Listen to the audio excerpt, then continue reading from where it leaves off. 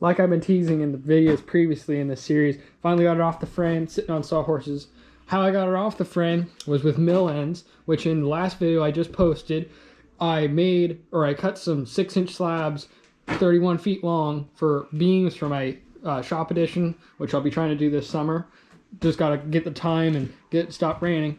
So what I did was I took some of the mill ends, which not from that time or tree, this is for making some different beams, but they're still huge. It's like a 6x6, what's across the top, and then I've got a cap on the end, which it's still structural. So I just took 2 motor lifts, chained it to it, and then took some straps to some supports and lifted it up off the frame, rolled the frame out the door, and now it's sitting on sawhorses, which these are here just in case the sawhorses fail or something, because like here's the second sawhorse.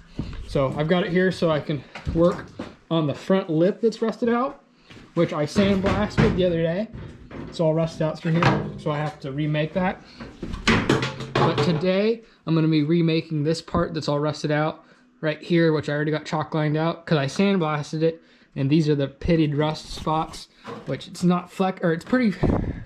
So there's some rust here, right here, and then there's another pinhole right there, which I'm just going to take a piece of brass and stick behind it and then fill in the hole, which, because brass is non-ferricitic, the weld won't stick to it, so I'll be able to build it up and then just grind it down. Where here, I'm just going to cut out this piece and then re-weld in a new piece of steel and then drill this hole that's here. So that's what I'm going to be working on today.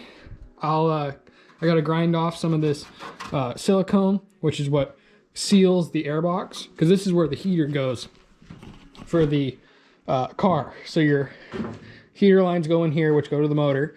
So this would be where your heater core sits, and then here's your box, and then your fan goes here. So this is all enclosed, but there was a mouse nest in it, so their pee and whatnot landed right here in their house and rusted this all out, which this lip's a little rusted out, which I might fix it, but I don't think so, because it's not that bad, and also it's not like you'll ever see it.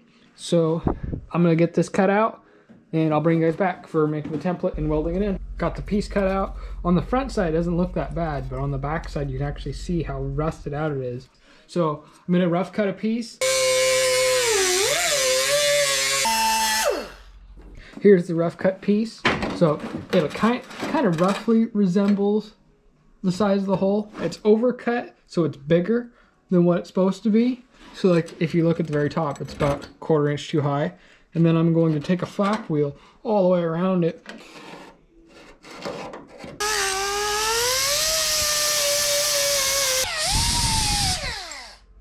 It's all templated out. It's perfectly fitted in here. Got a magnet holding it up so it's staying. Some gap is okay. I'd prefer if it was more tighter. Somewhere like right here in the middle is ideal, so you still get weld penetration, but it doesn't blow out the backside when it gets hot. So I'm gonna tag this bottom together, and then because it's kind of arced, so like if you look here, it's sucked in a little. So what I'm gonna do is I'm gonna tag all the way around it, bring it flat together, and I'll bring you guys back when I start to fully weld it in. I'm only gonna be welding about 1 inch, and then bounce up here somewhere else, be jumping around. Make sure the piece doesn't get hot. It's still hot, so I'm wearing a leather glove when I'm running my finger across it. So it's completely flat. If you look at it from the side, it's completely flat. So I'm gonna go through, weld it in. I'm either going to do a whole bunch of little spot welds, kind of like what I already got, or some small tags. It really depends on how the metal acts and how it blows out. Because like here, I was running a little hot because the gap was bigger. And if you look really close through the holes, it blew out. But like down here, it perfectly stitched. So it's a very much a balance game. Like if I can get all my welds to look exactly like that, I'd be so happy. But never works out that way. It's always a happy medium balance, and then grind, and then do it some more.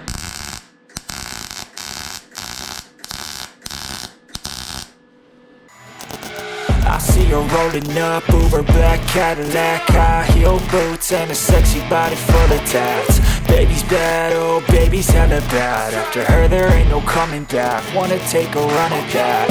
think she's feeling me. Turn it up a few degrees. My imagination of her body gets the best of me. Oh gosh, she's such a tease. Bitten lips, bruised knees. I'm addicted to her, need her touching me. Cause she got a bad little waist, and we tearing down this place. Off the liquor that we chase. Got some egos to the face, baby, I don't need no space. Coming closer for a taste, and I'll show you how I make everything just fade away. Cause she's like sex, drugs, cocaine, body so insane. Jealous of the clothing that she wears up on that tight frame. All game, no shame, baby came here to play. I feel like an addict cause she's sex, drugs, cocaine.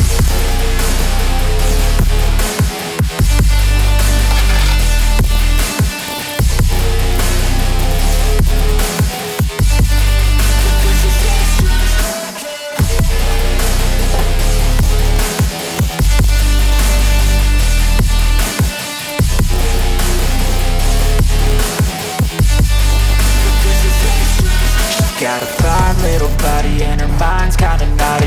They say that once you taste it, you cannot replace it. She could get you high, all the dopamine inside triggers fast once she's naked. Her body's a creation. They say the devil made her for his entertainment, but even he could. So it welded pretty well. So good suggestion. So this is on a horizontal surface. So instead of like playing with your heat every time it comes to your voltage or your wire speed, to changing your heat for blow through, like if you watch the little time lapse, I was blowing through up here a little. Oh, I can't touch it, it's still hot, so it's gonna shrink back a little. But so like right in here I was blowing through, so if you weld down it'll be a colder weld, which it'll still penetrate just as well as sheet metal. But if you need hotter, like it's overlap, weld up. Because like in structural welding, you want to weld up first and then do a top cap down because it's more pretty and it'll flow different, or it'll flow better, not different, it'll flow the same, but it'll flow flatter. So your up weld is hotter because it's penetrating deeper and your weld is falling down. It's more of an ugly weld, which is kind of the classification. Like right through here I was welding up and it's more boogery, but over here I was doing kind of a stagger back and forth where it would go up and then back down, and it came out a little more flatter. And then this was just a standard horizontal weld, which gotta grind that all out. Gotta weld these in with my brass piece, see how that works out real well. I gotta clean them up first. So there's 1, 2, 3. So when you're doing the brass trick, no matter what, your steel has to be clean. I don't care how good a welder you are, if your steel isn't clean, you're gonna get porosity. So I just did a weld and it did not damage my brass bar. So this is a brass bar, 3/8 of an inch thick, which I'll take and stick behind here. You have to wear leather gloves or have some other way of holding it because this will get extremely hot. You hold it right back there and then you weld in kind of a circular motion, kind of like how I have here, and kind of a circular motion, and it'll slowly build. It'll want to blow out in each direction, and you gotta stop, let it cool down a little. But after, your result will be you'll have a proud weld on the front and a completely flush weld in the back. So like those are the welds that are just recently, which I got to come back here and grind all this flat still. The main reason why this works so well is because this brass bar soaks up all the heat. Well, there's 180, which aluminum's also a good heat transfer, so I bet you this piece of, yeah, the piece of aluminum's warm. So this whole piece of brass conducted most of the heat away from the weld, so it didn't blow out in that thin steel. So the weld was able to build on the other thin steel. Okay, I'm gonna grind this out and I'll bring you guys back. Got it fully ground out right here. I found another pinhole, which I'll fix that after because my GoPro's about to die. But you can barely see any of the weld. And then another trick for if you actually want it to completely disappear, take a wire brush after it, like how I have here, which that'll kind of, it pushes the metal into different places, but it also finds more rust holes. So that's how that was found, but it kind of will smooth it out. And then if you really want it to completely disappear, sandblast it. So like this back side, I ground the welds down as best I can, but then you can still see a little bit of a lip, just barely. You can kind of feel it. I'm gonna sandblast this whole inside, not like aggressively to find more rust, but to get it prepped for paint. And if I focus on these corners, it'll erode the corner because it's sand. It'll be kind of like sanding it down, but it'll be more form fitted and it'll completely disappear. So stay tuned for more videos on the channel because I'm not sure if I'm gonna make a video about that. up there.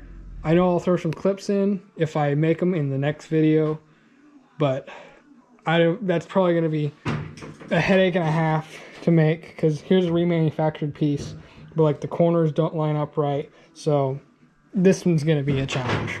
That one's going to be a multiple week challenge, where this was only like 3 hours. I started at just after noon and it's 3:01, so just under 3 hours. Well, see you guys in the next video.